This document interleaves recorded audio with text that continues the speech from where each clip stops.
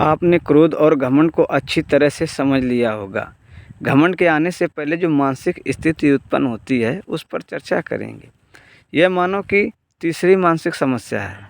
यह स्थिति मानव की समस्या न होती अगर मानव की मृत्यु निश्चित न होती। यदि मृत्यु निश्चित होती तो ठीक था। अगर वह अपने साथ धन दौलत भी उसके साथ जाता, अर्थात वह जहाँ जाता तो धन वस्तुएं और मानव को अपने साथ भी ले जाता, पर यह तो निश्चित है कि मृत्यु भी होनी है और ले भी कुछ नहीं जाना है। अपनी बात को आगे बढ़ाते हैं। क्या आपको यह महसूस हुआ है कि लोग सोचते हैं कि मैं खुश रहूं, मेरा परिवार खुश रहे, मेरे जात व धर्म के लोग खुश रहें, मेरे देश के लोग खुश रहें? जहाँ सिर्फ अपनों की ही बात हो, दूसरों के लिए बात ही ना हो, और बात हो तो सिर्फ कल्पनाओं में हो, करना हो तो सिर्फ अपनों के लिए हो। मानव के इस व्यवहार को क्या नाम देंगे आप? मैं तो इस व्यवहार को मोह के नाम से जानता हूँ। आप इसे किस नाम से जानते हैं? कोई भी नाम आप दे सकते हैं। जब दूसरों के लिए भी सोचा जाए तो इसे उदारता कहते हैं। मैं मोह को बुरा या उदारता को अच्छा नहीं कह रहा हूँ। यह आप समझिए कि क्या बुरा है, क्या अच्छा है। अब मोह पर कुछ चर्चा हो जाए। इसको अपने शरीर से जोड़कर समझते हैं। यदि आप अपने शरीर के प्रति इतना ध्यान देते हैं कि आप दूसरों के जीवन को कुछ भी नहीं समझ रहे हैं, केवल आपको यह लग रहा है बस आपको ही खुश रहने का अधिकार है, किंतु यह तो निश्चित है आपका शरीर किसी न किसी दिन बूढ़ा होगा और किसी दिन नष्ट जरूर होगा। तो हमें दूसरों को भी तो महत्व देना है। अब आप यदि अपने शरीर की ओर बिल्कुल ही ध्यान नहीं देंगे,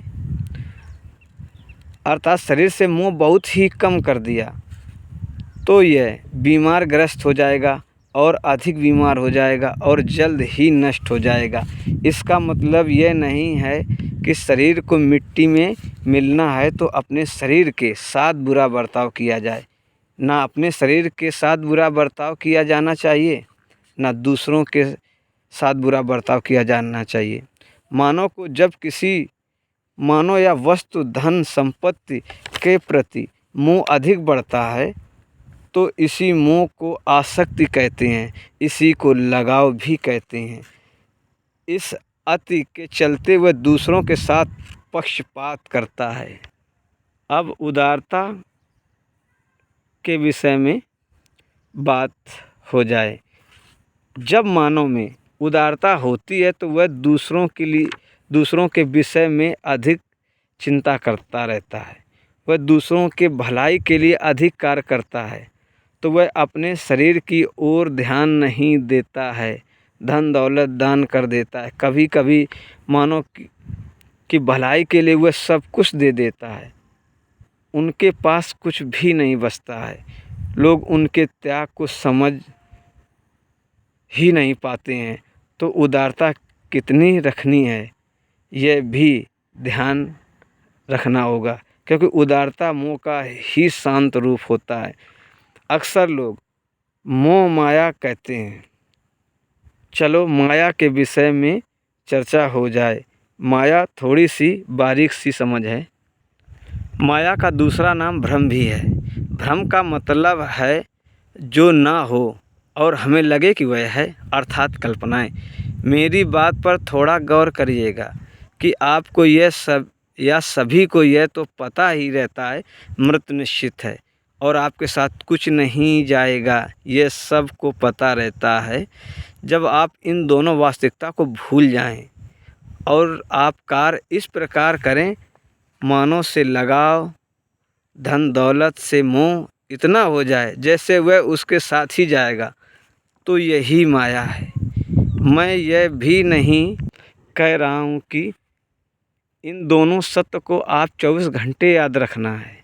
मैं बस यही कहना चाहता हूँ कि किसी से लगाव रखते हुए कभी कभी यह समझना चाहिए कि साथ कुछ नहीं जानना है, पर रहना इन्हीं लोगों के साथ है। जब हमें लगता है कि कोई किसी का नहीं होता है, अकेले आए हैं अकेले जाएंगे, यह भी सत्य है। किंतु हम अकेले जीवित भी नहीं रह सकते हैं लंबे समय तक, यह भी सत्य है। हमें जीना भी रिश्तों में है, क्योंकि ये रिश्ते ही सुख दुख में साथ देते हैं। अगर आपकी खुशी में आप अकेले ही हैं तो आपको सुकून नहीं मिलेगा। अगर दुख में व्यक्ति अकेला रहेगा तो वह अधिक दुखी होगा। तो इस बात पर चिंतन मनन स्वाध्याय करिए कि अकेला आना जाना तो है, अकेले रहना असंभव है। संभव तब तक है जब तक आपकी श्वास, पानी, भोजन और स्वास्थ्य सही है और जीवन पर संकट नहीं है, तब तक आप अकेले जी सकते हैं। जहाँ पर ये नहीं मिलेंगे तो आप अधिक दिनों तक जीवित नहीं रह सकते। आपने यह तो सुना होगा कि वह मुंह में अंधा हो गया। किसी के प्यार में, अपने बेटे के मुंह में, तो इसका अर्थ यह है कि बुद्धि की सोचने समझने की क्षमता को मोह की ऊर्जा ने कम कर दिया है। जब मोह संतुलन लाइन के ऊपर होता है तो वह पक्षपात करता है। जब मोह संतुलन लाइन के नीचे होता है तो मानव स्वयं के साथ पक्षपात करता है। जब मोह संतुलन लाइन पर होता है तो मानव न्याय पर आधारित कार्य करता है। रिश्तों में तो आपको जीना ही होगा। सबसे महत्वपूर्ण रिश्ता इंसानियत का होता है। आप मोह और उदारता के विषय में आप स्वयं समझिए, क्योंकि यह ऊर्जा भी आपके पास है।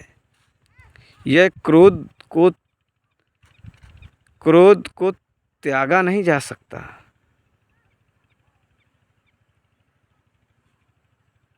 बस संतुलन किया जा सकता है। क्योंकि ऊर्जा को ना तो नष्ट किया जा सकता है, ना ही उत्पन्न किया जा सकता है, बस एक रूप से दूसरे रूप में बदला जा सकता है। और उदारता भी ज़रूरी है और मोह भी ज़रूरी है।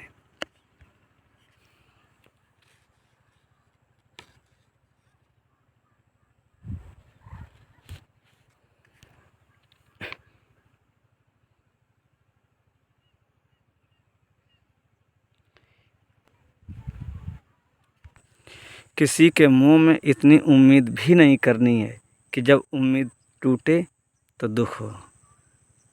बिना उम्मीद के जिया भी नहीं जा सकता, क्योंकि उम्मीद भी तो एक मोह है। हमें अपने शरीर से इतना भी मोह नहीं करना है कि दूसरों की फ़िक्र करना बंद कर दें, और इतना भी लापरवाह नहीं होना है कि अपने शरीर को महत्वहीन समझ लें। मोह और उदारता के विषय में आप समझिएगा। हम चौथी मानसिक स्थिति को लेकर अगले वीडियो में आपसे मिलते हैं। धन्यवाद।